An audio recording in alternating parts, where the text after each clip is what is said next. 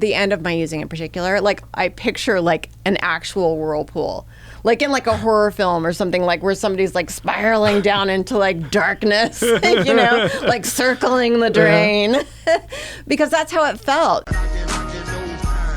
Are you ready for another inspiring episode of the Knocking Doors Down podcast? Your host, Jason LaChance here. Through my struggles with addiction, depression, and anxiety, I developed a passion for speaking with those who turn their greatest adversities into their greatest advantages and finding purposeful living and being of service to others.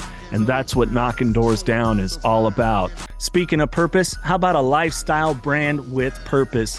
5150 LTM. That's right. Not only is it a lifestyle brand that can fit whatever it is you're trying to achieve in life, but they give back to the community. And you, the listener of Knocking Doors Down, get 20% off every time you shop at 5150 LTM. All you have to do is use the code KDD20 at checkout and get 20% off. And how does 5150 give back to the community? Portions of the sales benefit the Carlos Vieira Foundation.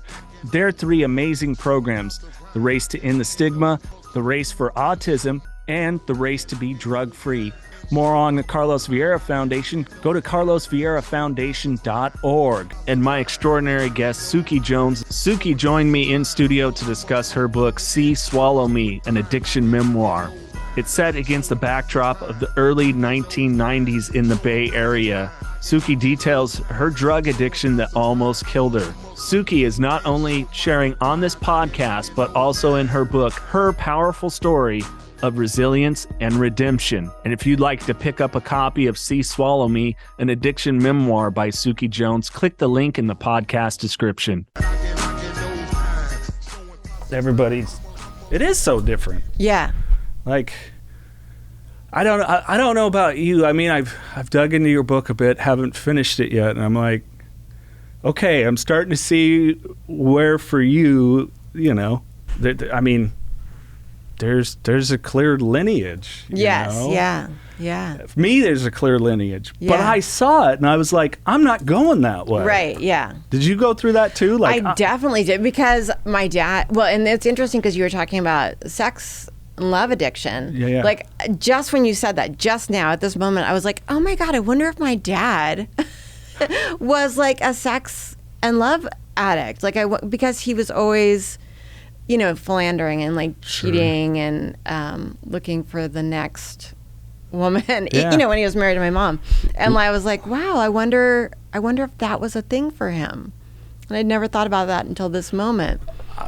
I'm willing to bet, because there's a part I got to in your book, correct me if I'm misremembering, but where he was making reference to you were little and something about how to fix your hair. Oh, yeah. Yeah. So it was like, Yeah. I you know, granted I didn't have a female sibling, but very much that, you know, that outward image of it. And I think a lot of people, especially like, that sex and love he wanted to like addiction. fine tune me Yes. and perfect me. And that was very much like a theme, like in his family. Like, my grandmother was like a socialite, and like it was very much like a thing, like from the outside, no matter what was going on in the house, everything had to look perfect from the outside.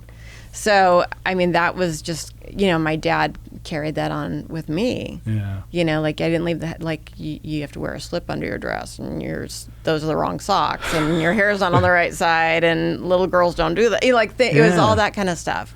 Which is interesting, because normally I normally hear that from a mother's standpoint. Right, yeah. You know, the narcissistic mom. Yeah. But I mean, and I'm going to say, you know, sex and love addiction, definitely a narcissistic thing. I mean, like how selfish. Yes. Like to just, I mean, it's one thing when we want to get loaded and we screw stuff up for other people that way. But it's like, what are the two things people most kill over is like sex, romance, and money. You know what I'm saying? Yeah. It's like, and then I know drugs, deals, and everything else is right behind that, but it creates such insanity. For me, it was a tremendous amount of instability. Once I started to understand what was going on, it was like, you know, a lot of resentment, and ironically to then head down that path too. You know, when people say you need to write your book, it's like, I don't know, the path surprised I took. I don't even know how to quantify it yet still. Yeah. I don't know what about you? Well, I think a lot for me, like I had like this template of what I thought like alcoholism looked like because I looked at the way my dad was. Like Sure. I saw how he acted and the way his addiction and alcoholism, like where that took him. And so I had in my head, like, I'm not going to be like that. But like his alcoholism, as we were just talking about, like there's nobody, it's not cookie cutter. Like Right. Nobody's addiction is going to look the same. It might be close. You might hear like your story in somebody else's share or whatever, but it's not going to be your experience.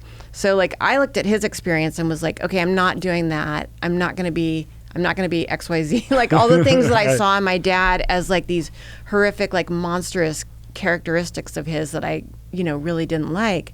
So I think I wouldn't look at my own addiction in that way. And I also like held my like addiction as like, I'm just partying, like I'm just having fun. I'm not like, I couldn't quit at any time, but I also didn't think that I was like my dad. Yeah. Because he was aggressive and violent and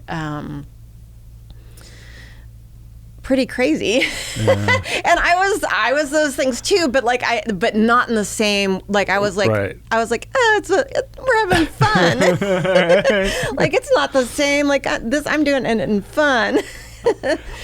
Same. That was my, because like before we hit record was talking, I tried some different drugs, but nothing was like, okay, yeah, I like this. Pretty much the opposite for the most part. Yeah. Except for pot. But yeah, it was like booze. Like, come on. Like all my buddies, you're driving from the Bay Area where I'm at here in the Central Valley. Yeah. And a lot of my friends work hard, manual labor, blue collar type of guys. And so, we would go and hang out and it's just kind of what you did. And it became the norm. And, I worked through college. So there was never really too much chasing ladies type thing and all that stupid stuff. And I'm, excuse me, a late bloomer as is with everything in life, it seems. So it's still baffling to me. Like I knew better. I fucking knew better. Like, yeah. But anyway, it happened anyways. Yeah. I had really like soft boundaries at home with my mother. Like once my parents split up and it was just my mom and I, my mom's family's Dutch and like alcohol wasn't everybody drank. Like everybody drank all day long, like at her parents' house. Like it wasn't like oh, you can't drink. Like I could drink. Like my mom was buying me, and my mom would hate to hear this, to hear me retelling this, but like she would buy wine coolers for me, Sure. and How old? 13. Like right. She just because she just thought it was like it's like whatever, like it was fine, like she was kind of like like if you do it at home. Like it's fine, like have a beer, have right. a wine cooler, like, and there wasn't a lot of hard alcohol. It was just like beer and wine. So, my friends would come over and she also was like, don't buy a pack of cigarettes, buy the whole carton and keep it here because it's cheaper. So, my house was like the party house, like, I mean, we could smoke and drink. Grandparents smoke? Yeah, my mom smoked, my grandparents smoked, like yeah. A lot of people that I've known coming from that area, especially if they're first or second generation, it was just so normal. It's what you did. Yeah. So that's pretty crazy. But I had a lot of friends, their parents were that way too. It was just like, hey, look, if you're gonna drink here, so you're not driving. Or I even had one buddy. I'm like, wait, your parents just let you have sex? Like, oh yeah, my mom buys the condoms, and I'm like, okay, is that cool or not cool? I don't know in retrospect, like looking at that, like, but God, I don't know. How do you look at it? I mean, you're a mom. How do you look at that? Well, like, I mean, so my mom was not okay with me having sex. Well, sure, that one. Drinking, that was fine. She didn't want drugs in the house. Like she was anti-drug, right. but okay with alcohol because she didn't see it like a drug. With my kids, I think because I got sober when they were so young, and I took them to AA and NA with me, like when they were little, you know? So like, I've always been like very open with my kids. Like, if you want to know about drugs, ask me. Like, I was like, do you want to know what ecstasy's like? Do you want to know what acid's like? Do you want to know what it's like to smoke weed? Yeah. I've always been really open with them about that. And I think I wanted to always be clear with them, like, you can talk to me about anything. I'm not going to judge you.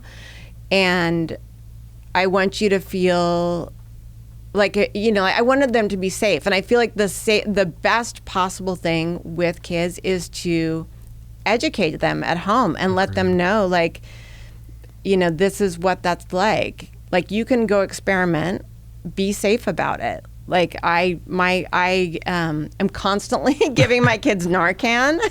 Good. Because I want them, and it's not even that they use drugs, but I want them, because we're in the Bay Area, the chances of one of their friends using or them being with somebody that might overdose, or just being out in the community. Like, it's better to be educated and know how to use it than not, and be caught off guard and not have something when you need it for a literal life or death situation. While you're checking Knocking Doors Down out, don't forget to hit the subscribe button.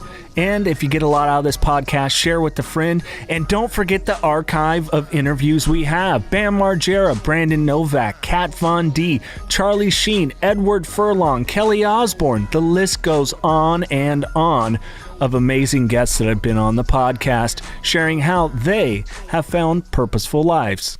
And it's interesting because I've definitely been, you know, mine are 14 and 13, and been very open with them about it. And even when I go speak at some high schools and stuff here, I always start off like, I am not the DARE program. Yes. Yeah. I'm not telling you what to do. I'm sharing my experience, and I'm sharing the experiences of many others that I've spoken to, and where things could head.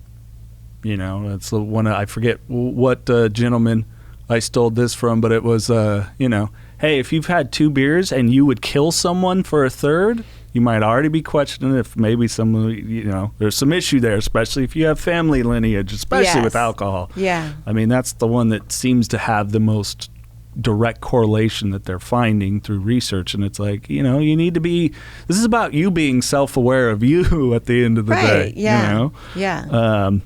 Boy, the kids, Narcan, Bay Area. That's tough. It is tough. I mean, it's a reality. You know, it's just a reality that you have to be prepared for it. Like, I carried Narcan in my car. Same. You know, because you don't know. Yeah. So, and I'd rather be prepared than, or run into somebody, you know, like, I'll pass out Narcan to people because I'll just be like, hey, like, if I see somebody that looks like, oh, they might be a user and they might be, you know, like, kind of traveling around right now, I'll just ask them, hey, do you need test strips or Narcan? Because I have some in my car. Right. So, you know, why not? Like, why not, you know, avail it to people? Yeah, let's jump into that. I mean, I want to come back to the book in a bit, but I mean, you're doing a lot of harm reduction work in the Bay Area, right? I am. I'm actually starting to work with Glide. I worked as a volunteer with Glide Church during the pandemic, and I'm starting tomorrow actually in a paid position with them doing harm reduction. Congratulations! Yeah. I'm a syringe access navigator, I believe is the actual title. So yeah, it's exciting. Yeah. Well, and it's bad. We were talking about that with the Bay Area and in a lot of this stuff that, you know, I'm wondering when we'll get it, like some of the better models that are happening in the world with the harm reduction process. But, you know, we've gone through such this thing, and so many people, well, decriminalize. Yeah. Not knowing what the hell that means. It just sounded really good to say because, you know, I don't look at you as a person of that's a criminal or myself. Now, did my addiction lead to criminal acts? Yeah. Yeah. And I'm guessing probably you too. For sure. Yeah. But as far as just the addict using it, I'm just so disheartened by the fact that it's like, okay, good, we're not just taking someone that we can clearly see is ill on the street and throwing them in jail, because that's not going to help, especially if they go into detox in the next 24 hours. We know they're not going to get any proper treatment there. Yeah. But we're just leaving them on the streets. Yeah, there needs to be better. There needs to be programs for people and resources for people that need the help, and not just throwing them into jails. I mean, that's not going to solve the problem. Yeah, it's not addressing the problem at all. It's like just kind of it looks like we're doing something about it from a certain standpoint, but it's not addressing anything. Like, it's just kind of perpetuating the cycle. Yeah, I think it I don't know about you. I've had people in meetings like, prison, jail for me was cool, and that I became a better criminal and a better addict. Yes, yeah.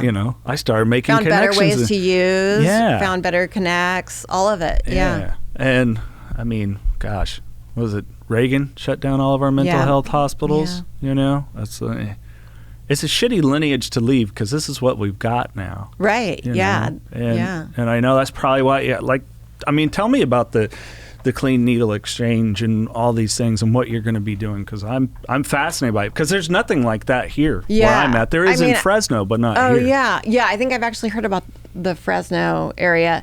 It's basically just providing, clean pipes, clean syringes, cotton, tourniquets, alcohol, wound care, all that kind of stuff, to anyone in the community that needs it. And that's, in my opinion, that's the route to go, because you want people to have safe access to, you're, as an addict, as a recovered addict, it's not like, if you don't have access to clean needles, tourniquets, cotton, like if you don't have access to things, it's not going to keep you from using. You're still going to use. People are still using because there's fentanyl in heroin. Like, it doesn't stop people. It just makes it more dangerous. Mm-hmm. So I'm really excited about working there, because I think it's so important. It's so important that people have access to what they need without being in further danger. Yeah. Well, yeah. All there is, all the forms of hepatitis, HIV. Who knows? What else? That I'm just unaware of, and it is, and I know a lot of people find it controversial, and I think they find it controversial because of the reality that so many people are being left out on the streets. Because a lot of those people, like, I don't know about you, when I used, I forgot a lot of shit, and sometimes I was never an intravenous user, or really, like I said, more alcohol than any sort of drugs whatsoever. But of course, this stuff, it's going to end up on the streets, but we can't sit and continue to see it's a terrible thing because the needles are on the street or whatever it is. Yeah. It's like, no, there's a human that is behind that out there on the streets. Yeah. That's what you should be upset about. It's somebody's child. It's somebody's brother, sister. It's not just a nameless, faceless entity. It's somebody's family. Yeah. That's a person that matters. How do you think we get those individuals, move them closer towards,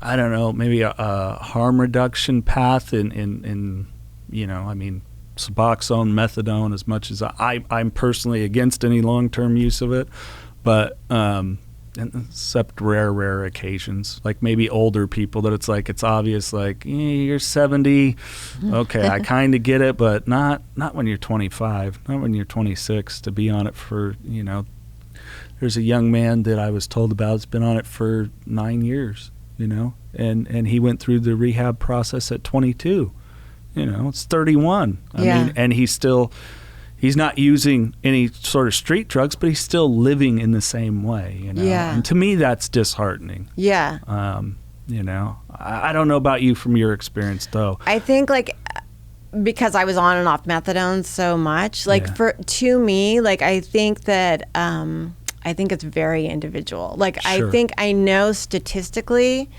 although I haven't checked statistics lately, but from when I did read, like, I think early on when I was writing my book, I looked up statistics just to confirm what I was writing, because I was like, is this still the case? I think that people that are on like maintenance doses Sure. of methadone have a better success rate than like doing like the 28-day detoxes or like shorter terms. For me, like, I know when I tried to do like a quicker detox with methadone, I had a harder time because they dropped the dose, so it was a blind dose, so you don't know how much you're coming down. Right. And so you get to a point, or I got to a point, I shouldn't say you, like, I'm speaking for myself, like anybody that's listening. For me, like, since I didn't know where my dose was at, I'd start to feel squirrely. Like, I might have been at 150 milligrams, who knows? But like, but mentally I was getting squirrely, you know, like I was starting to feel like, no, it's not holding me, you know? So, and I knew like, well, I only have, you know, a week left on the detox or whatever. So I would just be like, fuck it. Like, I'm going to go use, you know? Right. And so I think when I was on maintenance, I had a goal. Like, and I was working with the counselors, and I knew more where my dose was at. I had more control over it. And I was doing 12-step at the same time, which was also controversial. And I got a lot of flack for that. Yeah. But I kind of just was like, I don't care. Like, I don't care that you don't like that I'm on methadone. Right. This is my life. It's my life. Like, I have to do what's going to work for me. I had kids that were little, and I was in the middle of a custody battle, you know, so like, going to treatment was not an option. Like, that would have been like, okay, you're going to lose your kids. Like, absolutely, I would have lost my kids to my ex. Like, I had no doubt in my mind that was going to happen if I went to rehab. So I was like, that's out of the question. Like, how do I get better and like, without like letting everyone know that I'm you know, like that I've, you know, gotten to this level in my addiction. And I don't think my ex-husband had any idea that I was struggling with with addiction to the degree that I was. I think he thought that I was like, you know, partying here and there, but I don't think he knew that I was going through, you know, like hundreds of Vicodin in a week, and like, you know, buying, you know, like I was doctor shopping up and down like the 680 corridor, and like, you know, like, so for me, like, I mean, it sounds dramatic, but I think that methadone saved my life. Sure. Methadone and 12-step were like, I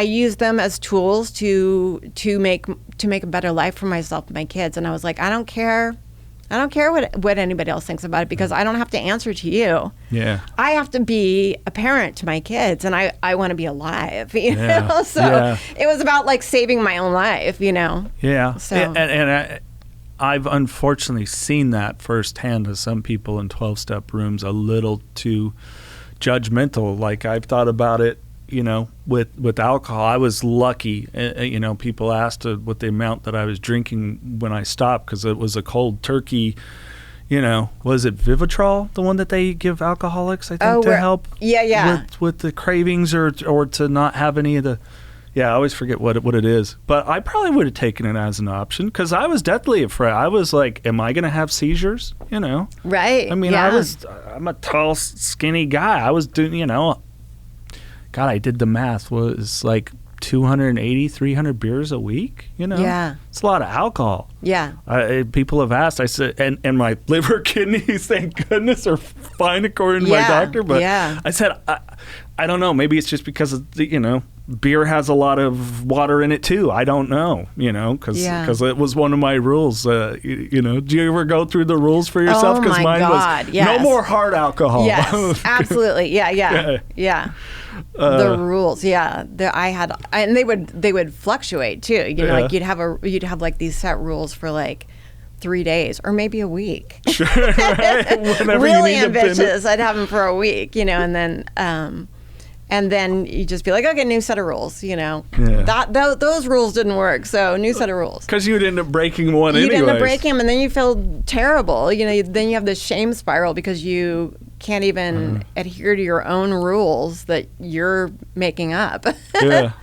Let's talk the shame spiral, because I don't know if a lot of people, when I try to talk to non-addicts about it, the best way I could put it is, I feel bad, so I use. And when I use, I feel bad. Yes. And I'm like, picture that visually. It's just this thing of going around and around, and And it was. I mean, Jesus, it was. It was just a life of going around and around. Yeah, awful. Kind of existing. I don't. Yes. Yeah. I don't know. You have another way that you phrase it for people? I'm trying to think if there's another way that I've phrased. I don't think so. But it was definitely like when I think about that time in my, like the end of my using in particular, like I picture like an actual whirlpool, like in like a horror film or something, like where somebody's like spiraling down into like darkness, like circling the drain, because that's how it felt, like, and it felt like you were only, like I was letting myself down, and that when I would, stop using, start using again. But I would, also think like, oh, my kids, like, what am I doing to my kids? My family, my mom, because at some point when I had told my mom that I was, actually a heroin addict, she was upset, but she wasn't shocked. Because she had questioned me so many times about like, are you on drugs? And my mom has no reference for like what it's like to be on drugs. Right. So there were many times like throughout my life where she thought I was on drugs, and like I actually wasn't at the time. Or like one time she found, I had a friend that had gotten these, this was in like junior high school, and I had a friend that her brother had brought back these weird cigarettes from like he was in the military and had got these Turkish cigarettes or something. I don't know. They were really strange looking. And so I had them like in a Ziploc bag, and my mom was like, what is this? Is this pot? And I was like, no, they're just cigarettes. And she didn't believe me, so she took them to somebody at work to verify that they were actually, that it wasn't pot. And they were like, I don't know what this is, but it's not pot. But by the time I told my mom, she was suspecting that something was up, because I was, I wasn't returning phone calls, I wasn't coming around. Like I would just disappear, like I would just disappear, and I had kids, so she'd be concerned, There was one time I was supposed to be on a flight to another country, and I was supposed to call her when I was going to France, and so I was supposed to call her when I got to France, or when I landed, and I didn't call, and so this goes on for a while, and then eventually she talks to someone else that I was going to be with there, and they're like, no, she never showed up. So my mom's like panicking, and I didn't ever make it on the flight. Like I chose to I had an anxiety attack on the plane, on the tarmac, and left the plane and went to a hotel and just got loaded for 3 days and didn't bother, because I knew my kids were with my mom and they were taken care of, and I compartmentalized okay, that part of my life is being taken care of right now, and I can go just lose my mind. Right, so I did. exactly. I went to a hotel in Oakland and just kind of was drinking and using, and then by yourself. I can't remember if there were other people. I think it was probably just by myself. I don't remember. other that people point, being fuck there. you, I'm not sharing this. Yeah, Right? yeah. So I think I was just there by myself, and I did like, it was like 2 or 3 days later. I did get back on. I did take the flight and go, but you have to explain that. I had to Right. explain to my mom, and I've had anxiety since I was little, so I would use that as a scapegoat. A lot of times, Sure. I would say, "Oh, I was having such anxiety, like I couldn't." That was like my thing. I just couldn't do it. I just Right. couldn't. So I would just bail. Sounds familiar. Yeah, I mean that was like my MO for a long time. Did you understand though that it was anxiety? Like for me, until I really started working it, Yeah. my first stint of sobriety was a dry drunk. I wasn't in no meetings. Went to one, whatever, your BS and your higher power bullshit. And, Yeah. But when I really started working, it's like, oh my God, I suffer from anxiety. Yes, yeah. I didn't even really realize what Yeah. these feelings, the yeah. mind running, all of that was. Right, yeah. I mean, I knew from a pretty young age that I had anxiety because I worked with I started working with a therapist like when I was really young, and I knew that I had depression early on. So I mean, I knew that intellectually as you can know as like a 14-year-old, but I didn't have the tools that I have now. Right.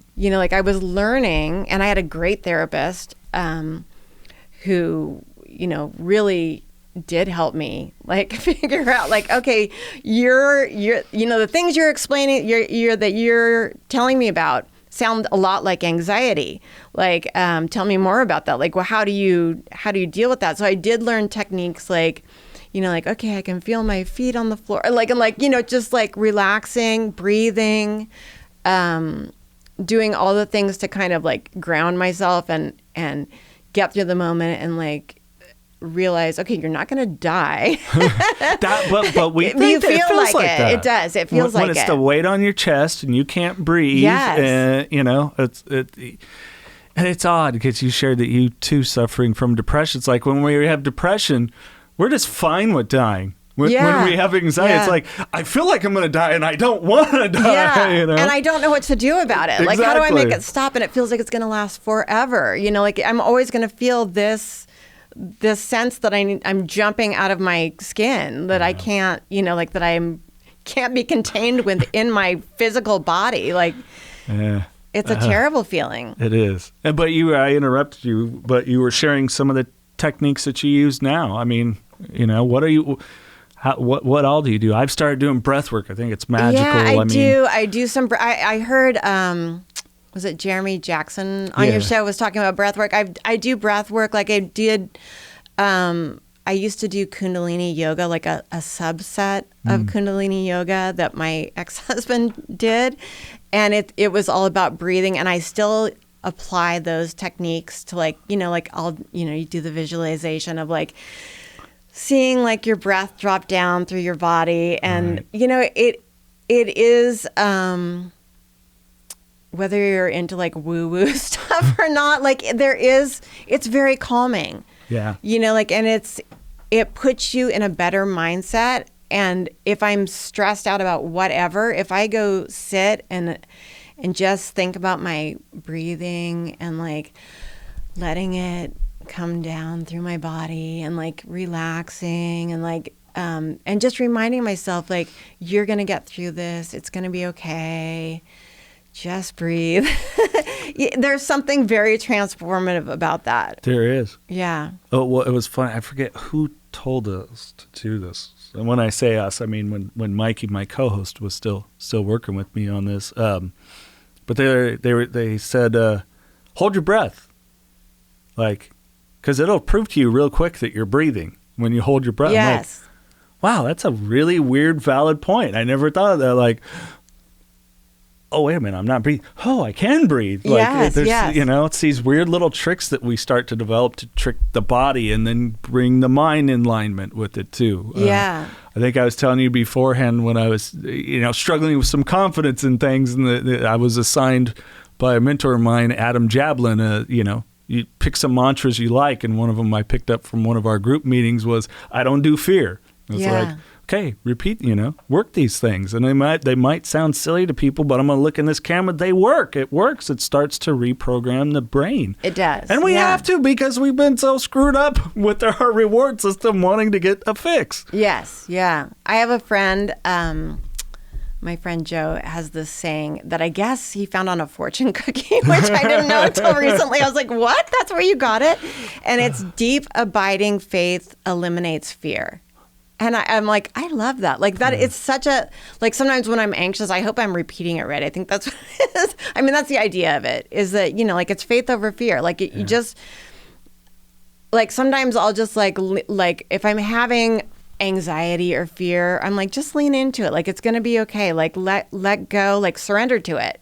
Like you're going to be okay. You're going to be okay no matter what. Like you're going to come out of it. Just let go. And let faith take over. Yeah. It's hard. It is hard, and it takes practice. Like I think it's hard. It's harder at first. The more you practice, like relaxing and like just telling yourself you're going to be okay. Yeah. Like the more you do that, the more you believe it. Yeah. Well, it starts to become your new baseline, right? Right. Whereas before, at this level, this was how your life was. But when you incorporate these things, then they become practice and just part of the good habits. It just becomes the norm. And then you can start stacking more stuff in there, which I don't know about you. And I definitely see it with young people that I talk to in recovery. They're just trying to stack too much too quick. And that's an easy way to get back to it. Yeah, for sure. I'm sure you went through that. Yes. Yeah. I'm like a busy person though. Like I've always got I'm very high energy. So I'm always gotta go. Yeah. I'm like, okay, what's next? Like let's do this. I kind of sense that when we were talking about you being on the pod. I'm like, well, if you want to drive, cool. I'm on the way. I'm on the road. I'm like, well, it's about 2 hours, but I agreed before you could have been in San Diego, and I was like, I'll be there. When do you need me there? I love it. No, I'm the same way though. I situations like, yes, I want to do that, but it's just a little drive. Wait, what am I doing? Yes. Yeah, it's just a little drive. Yeah. Were you always that way, even as a kid? I think so, yeah. I think I've always kind of been like that. I'm always kind of leap first and then figure it out, or leap and figure it out while you're leaping. Because I'm just I'm always kind of up to do whatever. I'm like, yes, let's do it. What is it that we're doing? I don't care. Let's do it. You are the Walt Whitman, my favorite Walt Whitman quote, be curious, not judgmental, right? Yeah, for sure. And I'm finding now, after my last relapse 26 months ago, that my curiosity is getting bigger again, because it's and I want to share that about relapse. It was important for me, and I know you've been through it too, because I learned something. I learned a lot in that one, a very imperative thing to learn, especially boundaries. And it's, but I'm finding my curiosity is really growing more, and it's an exciting thing. Yeah. It's I love curiosity. It's great. Yeah. Yeah. Are you just one of those whimsical people I live in the Bay Area. I know somebody that has a boat. They go out all the time. Hey, are you going out today? I'm gonna, that is absolutely something I would do. I mean, I'm that person that's like, hey, you have a pool? Can I come over and I don't have any problem asking if I can join in on something. I'm not shy at all. So my dad, one of his one of the things he always said to me, besides telling me to part my hair on the whatever side, or put on a different pair of socks, or fix my dress, he always said, don't ever be afraid to ask, because the only thing that can happen is they can say no. If you don't ask, you don't even have that option, so I'm always willing to put myself out there, because worst case scenario, you're going to get rejected, whatever. Yeah. So you've always handled rejection pretty well? I modeled and did acting. Oh, yeah, of course. I was going to get to that soon enough. Yeah. Yeah, let's jump back. So I want to jump back to the book. Of course, See, Swallow Me. Where did you get the title from a song? I did get the title from a song. And who was it? I forget. It's the Cocteau Twins. Okay. Yeah. All right. But yeah, acting, modeling. I mean, started pretty young. I started pretty young. Yeah. Yeah. I mean, not doing like big stuff, but Sure. like little stuff. And then in my 20s, I was doing a lot more work. Yeah. That was like the 90s were like the height of my modeling and acting. But So- it was a lot of fun. Yeah. Yeah. So rejection is just part of it, though. Absolutely. I mean, harsh. Yeah. Harsh. Did you? I mean, you have to kind of know. I mean, I was also really loaded most of the time, That's so that made good. rejection a lot easier. But Sure. but you just have to know, like, going into it. Like like any actor or models, even like you go to a casting and there might be like hundreds of other like beautiful people that are trying to do the same thing that you are. So I think like you just have to know, like you might get rejected, but you might not also. Yeah. Michael Keaton put it really well. He went when he was handling rejection, he said, I'm going to change the way, or maybe as his wife said something, I can't remember how it was, but he said, the gig isn't the job. The audition is the job. So I already got the job. Yes, yeah. Yeah. It's just what part am I going to play in the final product of this film? Yeah. So either way, the job will be, A, I get the part, or B, I did my job and I helped the end result of this because they were able to put the right person in the right place. Right. And I was like, that's a really cool way to think of it. Yeah. This A lot of it was experience too. Sure. Like, because you might not get that part, but you've gone and you've met people and you've, maybe made friends while you're at the casting, or found a good party that's happening later, as was my case. Right. Like a lot of that for me was like, like making connections with people in the party scene also, so. Sure. Yeah. It's funny how much you can, when people like to hang out with you. Yes. Yeah. I mean, it's funny. This reminded me when you were talking about that and rejection showing up and, a bunch of beautiful people or talented people. I auditioned for a Just for Men commercial. Oh, you did? And, hey, this beard is not, I'm 44. This isn't, there's some gray here naturally. So I go and I didn't get it. And I'm like, I'm the only fucking guy that was there that uses Just for Men. I'm like the perfect, I am the client. Yes, yeah. So that was ego at that point. Yes, I auditioned for a commercial for a bipolar medication at one point, and I was in my head, I was like, well, they should just give this to me. Like, that's a given. Like, but I didn't get it. Well, okay. I was like, you kidding? Yeah. Come on. We were. Come on. Who are they? Look in that camera. Who are these people that didn't pick us out? Yeah. But there's a lot of. Do you want my medical file? Should I have brought that with my portfolio? Right. But there's a lot of negative that comes with it. I know, much like myself, but in a different way, you endured some sexual abuse too. Yes. Yeah. Yeah. I mean, how would you like? Comfortable sharing some of that? Absolutely. Okay. Yeah. I mean, it's in the books. I know it's in the. Yeah. It's weird how some people. Yeah. Well, it's in my book, but I'm not as comfortable talking about Yeah. it. Yeah. I just wanted to make sure. Yeah. I mean, when did it start for you? Childhood? It started in childhood. Yeah. Yeah. Yeah. It's interesting because I think my mom had at one point asked me if, I remember her asking me if my dad had ever touched me. She like broached the subject and was like, because I think she thought something's off with her, and I don't know what it is. Like, I think she was trying to piece it together and couldn't figure out, and so she thought it had probably been my dad. And I remember asking me about that, and I was like, no.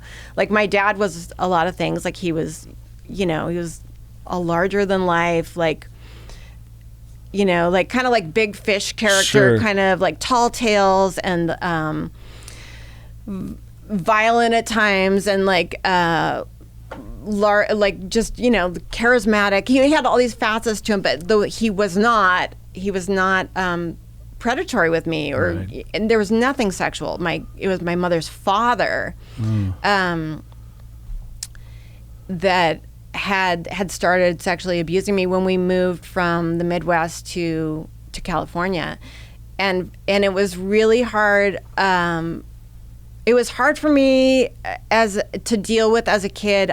Because I had looked at, we came from the Midwest, for kind of a respite. Like we were looking for like sanctuary here. Sure. Like, we had come from a very, very, volatile situation in the Midwest, my mother and I, and come out to the Bay Area. And I was like, okay, like I can relax now. Like, like there was that feeling like I was young, I was like 9 years old. And almost immediately, my grandfather started making advances toward me. My mom was, trying to work. She was working a lot. We were living in their house. And so I was at such a vulnerable place and I didn't know how to deal with it. Yeah. I didn't know how to process it. I didn't know how to stop it. I didn't know who to tell. Like it was like he really took advantage of me at my most vulnerable time, like having come from this, like really hard situation with, I don't want to give away too much of my book, but there was like a kidnapping plot with me, and I was drugged, and like all this stuff. Like I had come from that, and then had to deal with my grandfather making sexual advances and sexually assaulting me. So it was a lot. It was a lot to deal with as a kid. Like it would be a lot as an adult to deal with. But it was hard. Goodness. Yeah. How did you, or do you struggle now with trust, especially with intimacy? I do. I'm aware that I have certain trust issues, but I think also like because I've been in therapy for so long. I've been in therapy forever. Yeah. So I think I have a great therapist, and I've worked with him for literally decades. And I have such a great relationship with him, and he knows so much of my story, and he's known it I started working with him when I was 13, 14, and I've worked with him all my life. Like I've worked with other therapists, but I kind of always go back to him because I'm like, oh my God, I have to explain all this stuff to them. Like I'll just go back to Jeff because he knows, he knows how I react to things and how the turnaround time on processing things and kind of my trigger points. Mm. So of course I struggled. Like that, it's something when you've been assaulted in that way as a child, there's no way it's not going to impact you for life. There's no way. Mm-hmm. But I can recognize when I'm feeling like, you can feel the ratcheting sensation in you. Like when you're like, oh, I know this feeling, like I know what this is. So I know how to deal with it. And, I used drugs and alcohol to lubricate that, or, like dull that sensation for so long that, it's, it takes practice to learn, like, when you have those feelings come up where it's like, oh, this feels familiar. What does this remind me of? Oh, it's that feeling. Okay, how do I deal with that? What's my go-to to process that and to go through this? So it's just a lot of practice and a lot of it took me a long time to get to that point. Yeah. And I think it's a work in progress. Like every day is a work in progress. Sure. Well, I thank you. Thank being you. So vulnerable, because I know for me, especially with my partner now, thank goodness for her patience and kindness when I finally knew, and and just that communication that's necessary with her. It doesn't spike too often with us anymore, but it certainly did. And it was like, wait a minute, I don't have anything to just be like, yeah, whatever, and I just want my dopamine and endorphins and serotonin, just give it, it's like, oh my goodness, like I actually have to feel. Like, it's not just this physical feeling. Like, there is these emotions here and this really deep caring of this person. And, you know, much like yourself, I got nothing to lubricate it, loosen me up, you know, trick my brain. And it's a process for anyone. And I don't know. If anybody, I know so many of us, and I'm sure you've seen it, that you know, I've met very few addicts that actually go, I don't think I had any trauma. You know, very few. Yeah. And I think it's just part of that processing and communicating, especially with people you can trust. And that's tough too.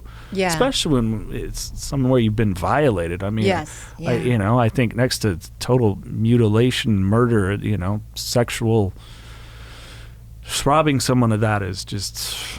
Yeah. I don't have the words right now. I think you know what I'm saying. I do, yeah. It's just, it doesn't totally ever go away. No, it doesn't. You know? It's always there. Yeah. Yeah. But we can manage it. Yes. You know. And have successful relationships and all those things. Yeah. And everything else. Why a book? Why now? I mean, you're doing so much different. You've done so much different writing over the years. Why your book now? I've always written. Like, it's kind of always been my go-to. You know, like to just as a creative outlet. I mean, you even share that in the book. Yeah. Where it's some of your So I started writing the book probably 15 years ago, and I had tons of notes. I had like you know, napkins with notes and like spiral bound, like sticky note. Like, I had all these notes, and my kids were like, you need to write a book. Like, you need to write your book. Like, you need to finish it already. Yeah.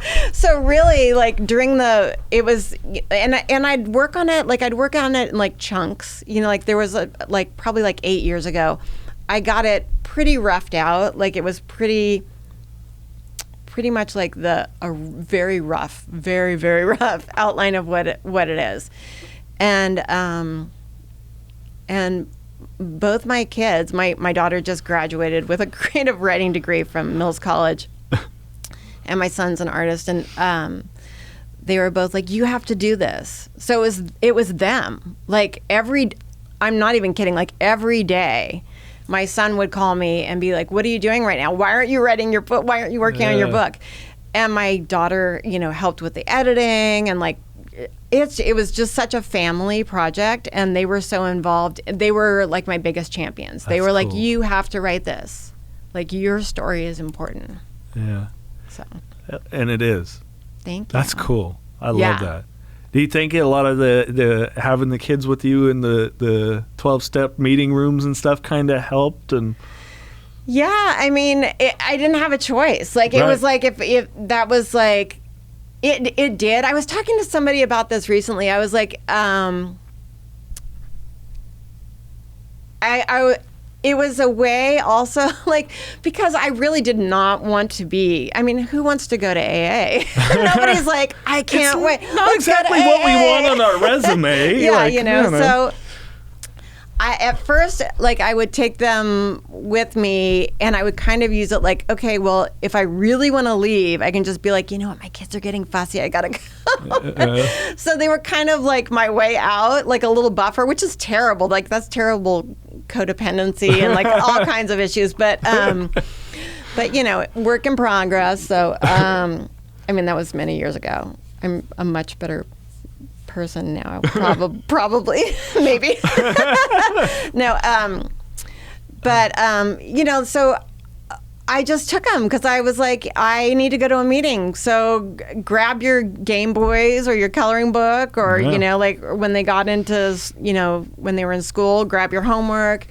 They have meetings that they remember that they liked better because of like other kids that were there, or like kitchen setups, or like they had, you know, certain couches or whatever.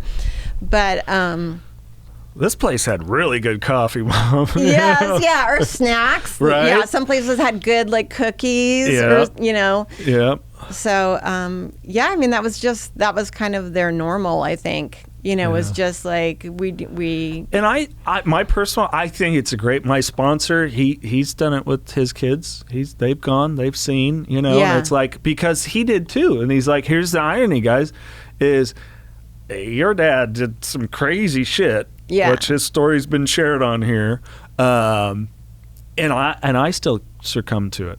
I still succumb to addiction. By the time when he was little, his mom and dad, I think, both had gotten clean at that time. But it's like, I'd rather they see all these tools, and that there is a community of people that hey, and it's like when I speak to these teenagers at school, it's like, I hope I never see you in a 12-step meeting, but if I do, I'll welcome you with open arms. Absolutely, yeah.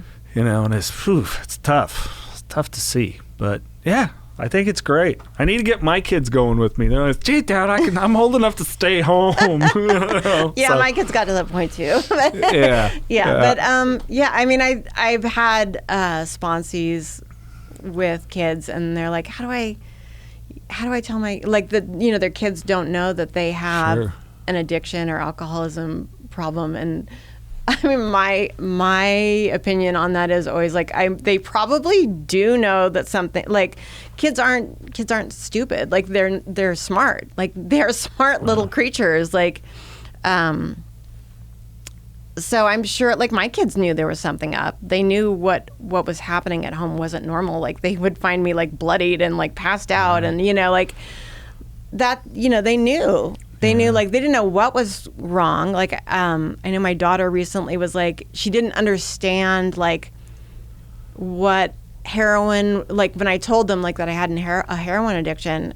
I mean, I probably should have, like, I don't know. I could have probably done it a better way. We're explaining it to them at their age, but I think retrospectively, and, like, for others, it's important for your kids to know that you're struggling with something, that because they're gonna sense that something's not right, just the way I did, even with my dad. Like, even when he wasn't drinking, I knew that something, or when I didn't know that what he was drinking was the cause, or, like, like, so he drinks in the morning, he drinks from our bar in the morning, but I didn't realize, like, that's not normal, or that's why he's this way. Sure. It took me a long time to realize, like, oh, okay. Like, I remember one time making a joke that I had heard on Little House on the Prairie.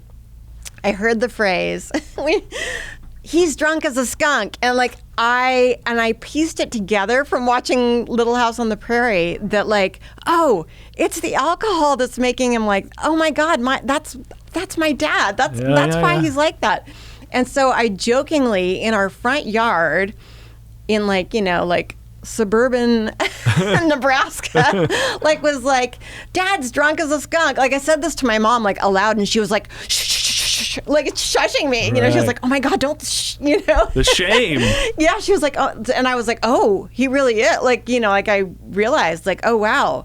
Oh, it's the alcohol. It is the alcohol. Yeah. Like, it confirmed, like, what I had heard Nellie Olson or Laura Ingalls say. I was like, oh, it really is the alcohol. Okay. I know. Yeah. When I was a kid, my mom had told me this, that I had said one time, like, is Dad on drugs or something? Because, like, vacations, we would go and he'd want to, like, sleep the first day. Like, we'd go to Florida to Disney World or something. I'm like, oh, shit, Yes, He's coming down, maybe going through a withdrawal. And, it's like, oh, fuck. It kind of reframes your childhood. Yes, yeah. Speaking of, did you ever get any reciprocity with your dad at any point? So I had to testify against my dad in court at one point. And then... and you laid this out in the book, too, I did, right? yeah. And we don't have to go too far, but... So he was very angry that I testified against him, and was very, very bitter, and did not speak to me for almost 2 decades. Like, it was like 16 years, I think. And then he remarried. He married his 4th wife, and I guess he got sober. I don't know to what degree. I don't know if he was, like, I don't know what that looked like for him, but but he made an amends to me. And so we had a relationship where we were speaking. He would send me these postcards because he'd had a stroke and he could type better than write. So he would type out these postcards to me and send them to me throughout the week. So we had this relationship where we were like actually building like a healthy relationship. And then he was diagnosed with cancer and passed away. So it's bittersweet. Like we did have a relationship and get to have time together, like where we were both sober. Yeah. And then he passed away. Yeah. So I can relate in the sense my dad's still here, but you know, when I really started working my sobriety and he had an accident, quadriplegic, and it's like, oh shit, you know. So, yeah. Value every day. Absolutely. Yes. There it is. I want to talk about the art. Of course, people that are watching on the YouTube can see it, so I'll put it up there. That camera. Ta-da. It's a dope cover. Where'd you come up with this art? What's the inspiration? Well, that's a shoot I did in the 90s, and I love it. And I worked with the cover artist, this woman named Colette Elliott, who's up in Washington, like the Pacific Northwest area. And I told her I wanted it to have kind of a Valley of the Dolls kind of, you know, like heroin kind of look to it. Yeah. And we went back and forth on a lot of things. And I had a cover. She came up with a cover that I was like, I love it. It's great. And I sent it to my kids. And I was like, this is the cover. And my daughter was like, meh. And my son was like, no, that's not it. And he sent me back a rock poster, like a 90s like grunge rock poster. And he was like, this is you. He's like, this is what you're like. He's like, you are rock and roll, and you're like, let's fucking do this. Let's go. He's like, you're crazy. Like he's like, it's not enough. He's like, it needs to be dialed up. And then my daughter was like, yeah, he's right. And I was like, okay. So then I go to the cover artist and I was like, okay, so the cover that I just told you that I love, like, my kids are like, it needs to like be amped up. And so I sent her a rock poster, like, you know, that from like the Fillmore, something that my son had sent me. And I was like, so maybe this kind of vibe with what you already have. And then she sent me this back. And I was like, that's it. That's definitely it. That's it. I love it. So, yeah. And for people that haven't been to the Fillmore in San Francisco, are completely robbed of the posters for some of the concerts. Yeah. I think the last show I saw there, this is kind of dating it, I kind of stopped going to the Bay Area. I don't remember when, but Motorhead there, and it was such a great poster. I was like, all right, I finally get to see Motorhead. Yeah. I mean, the rock posters from like any San Francisco venue, are like there's just like a whole, you know, like an archive of like fantastic posters. Yeah. Yeah, there's so much cool shit that happened there. Gosh. Yeah, that's one of the things I do miss about living there. Is like, I was a friend of mine. She lives in Sweden now with her family, and Billy Idol was doing a homestand, and we were like, "Want to go see Billy Idol?" Had a great time. Want to go see him again in a couple nights? Yeah, let's go see him again. You know, just like that was so great. Loved it there. If people want to grab the book, they can get it Barnes & Noble, Amazon, Smashwords. It's anywhere you can find it on the internet. You can find it. You can find the links on my Instagram. But yeah, if you Google "See Swallow Me" Suki Jones, you'll find it. Yeah, and we'll put that in the podcast description. Make it easy for people. Yes. Random questions? Sure, I love random questions. All right. Yeah, you listen. You know the get down here. Random questions, and you get the final thoughts. Being that you're, because people can't see it on the camera, you're pretty well tatted too. I am pretty tatted. Yeah. Yes. Let's go like top 3 live concerts you've ever been to. Oh man, that's hard. Okay.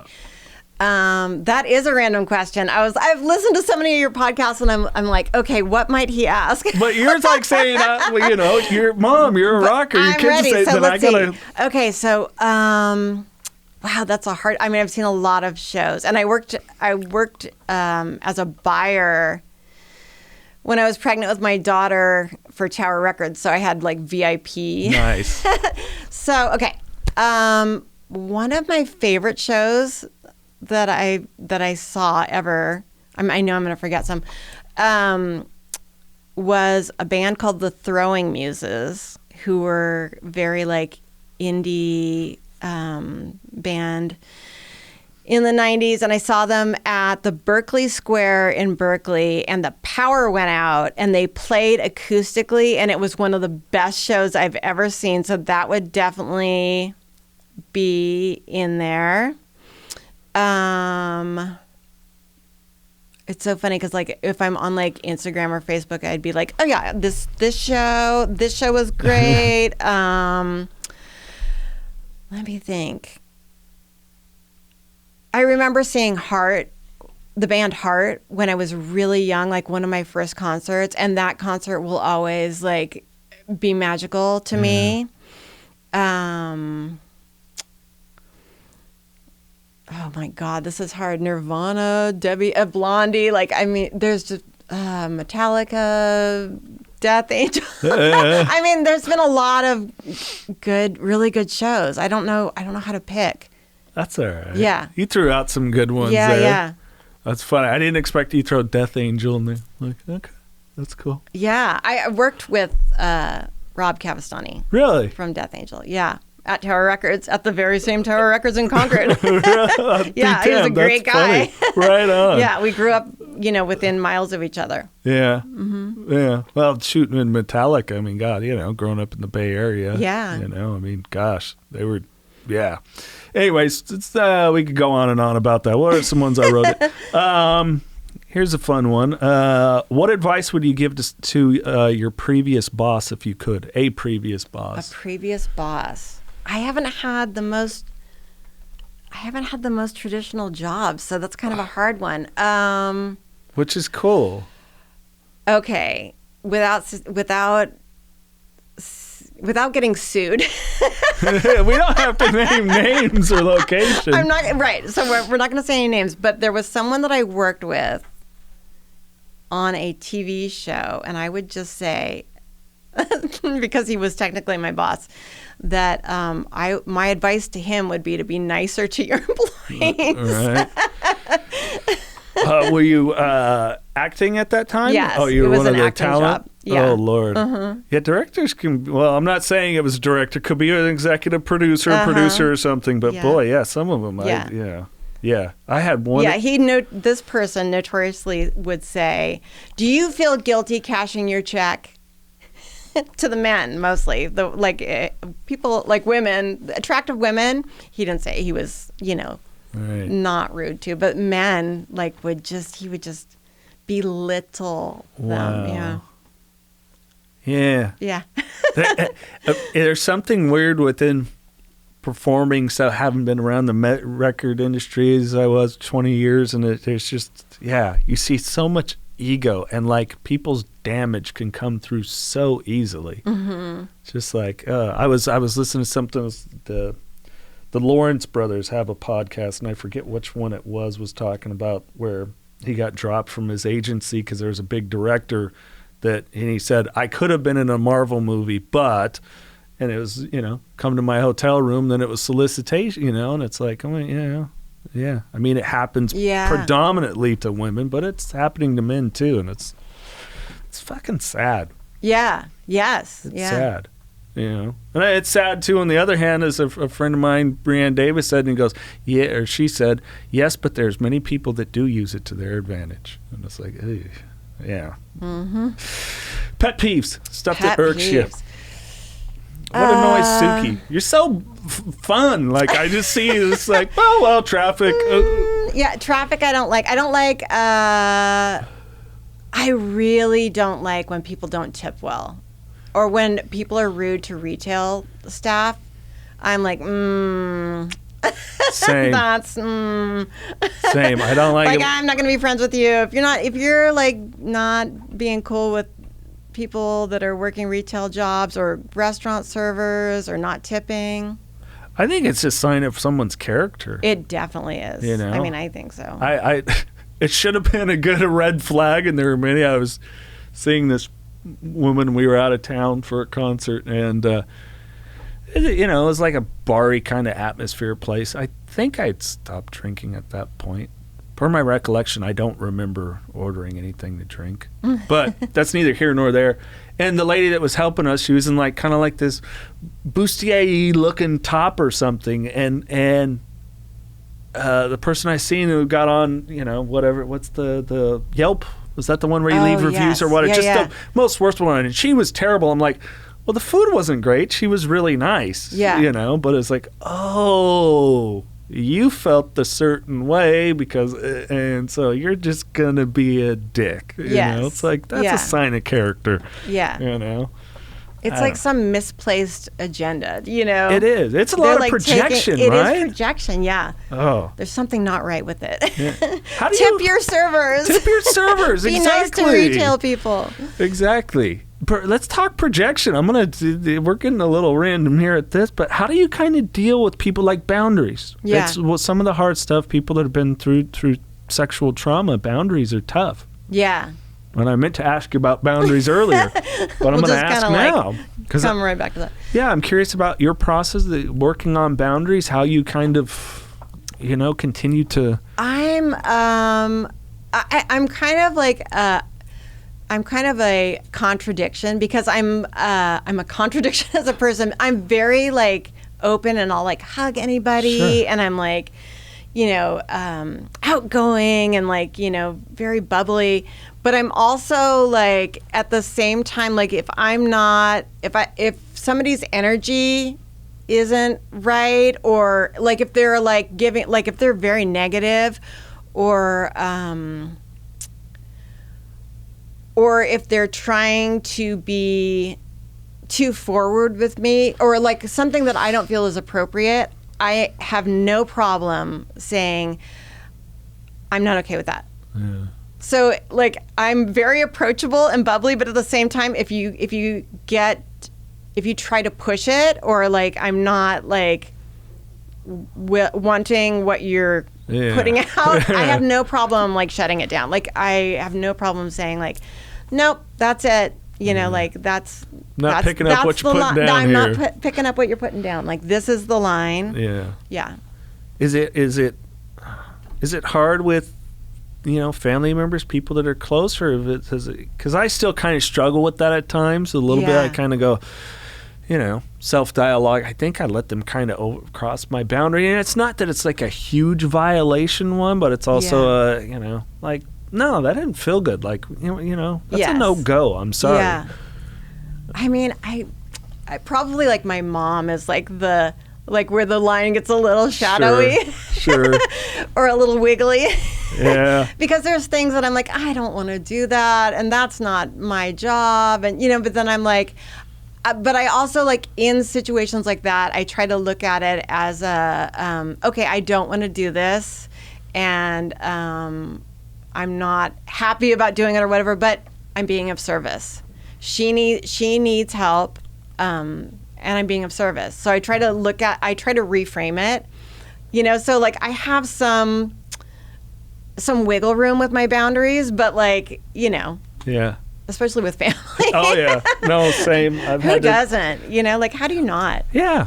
I mean, they're the closest interpersonal relationships usually, Yeah. And, like my boundaries are usually like a line, and then with my family, it's like when you have the jump rope and you're like wiggling it on the cement, where it's like. Sometimes we gotta. Yeah. Oh, in relationships, forget. Oh, that's tough, but necessary. Yes. Some people go, oh, a healthy relationship. There's nothing we don't share or tell or what. Like, yeah, but that means you've established good boundaries. Yes. Even with partners, you got to go, whoa. Like you're poking the bear here. Right. Yeah. Chill out. Yeah. If you could have one superpower, what would it be? Ooh, that's a good one. I'd be really tempted take invisibility just so I could like be like a fly on the wall places. But I think probably time travel. I think it'd be fun to like just be able to like leap into like different time. I'd love to be able to go to like Studio 54. I was going to ask, where would you go then and when? Yeah. I think, even now, still sober, you think it would be fascinating? I do, yeah. Like, I would love to be dancing at Studio 54 in like with Bianca Jagger or Edie Sedgwick or somebody just like, woo!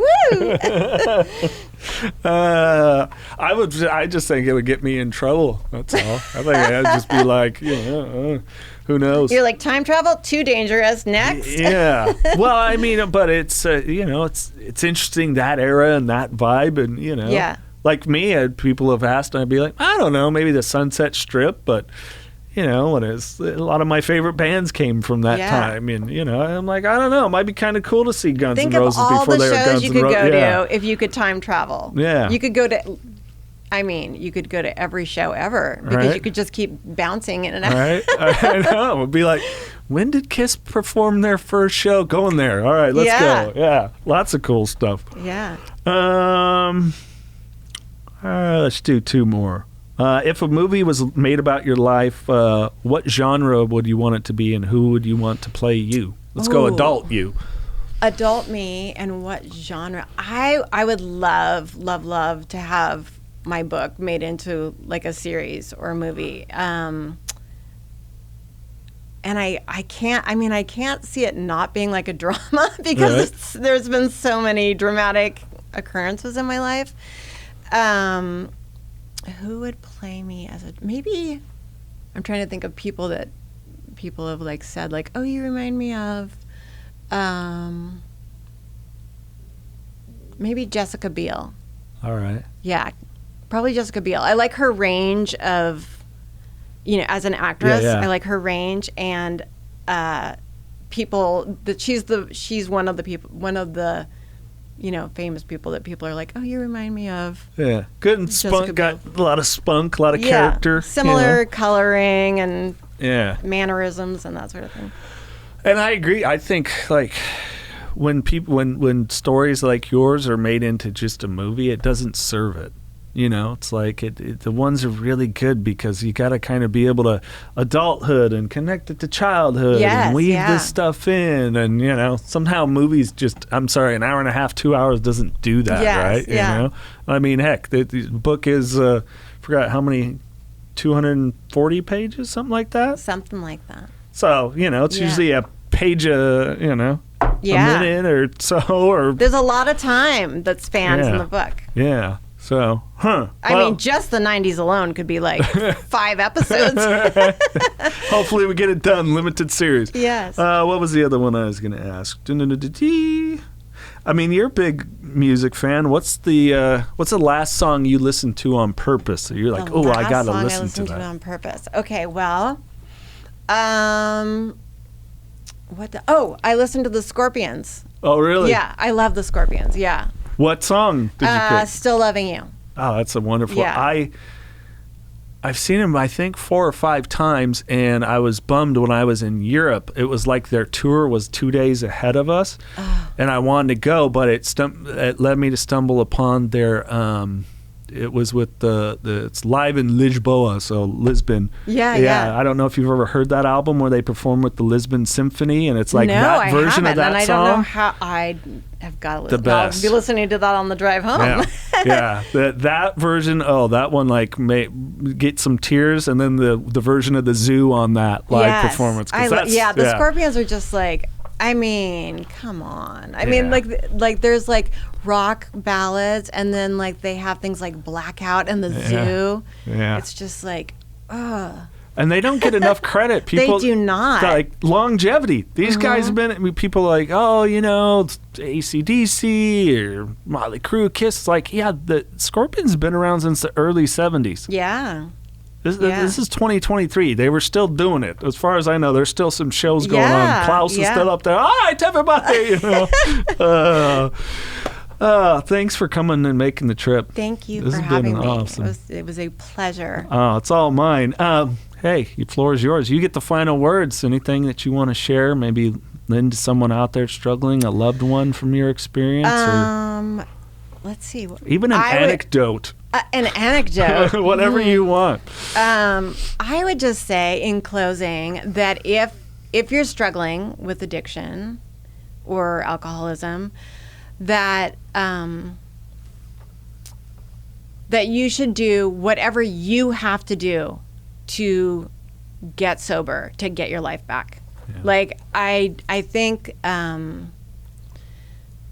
like my recipe for getting sober isn't going to be the same as someone else's, but I would say try everything. Like throw everything at the wall and see what sticks, because you don't know what's going to stick. Like look for the light. Like look for where you're going to find the hope.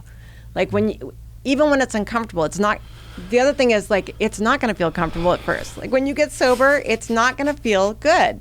So you have to stick it out till it's starting to feel more normal, because you're not used to it. Like you don't know what you're doing. I didn't know what I was doing. Mm-hmm. So I'm just really glad that like I had a fellowship of people that like would not leave me alone. Yeah. They wouldn't let me alone. Like they were relentless. Like the Oakland AA and NA people were like, we're going to pick you up. We're taking you bowling. I love it. We're going for pizza. You know, like it was just like, okay, I guess I'm doing that, you know. But I didn't know what else I was doing. So, you know, like I didn't know what to do, because you don't know. You don't know. Like if you've been drinking and using for years, you don't know. Your compass is broken. So like just keep putting yourself out there and keep trying. Yeah. As we say, keep coming back, Keep right? coming back. How many years now? 23. That's fucking awesome. Yeah, it's been a while. That is awesome. I love it. Yeah. Thank you. This has been a pleasure. Thank you so much. This is the Knocking Doors Down podcast, featuring celebrities, experts, and everyday people who have overcome adversities, including addiction, mental health, and trauma, to live purposeful lives. And that's what Knocking Doors Down is all about.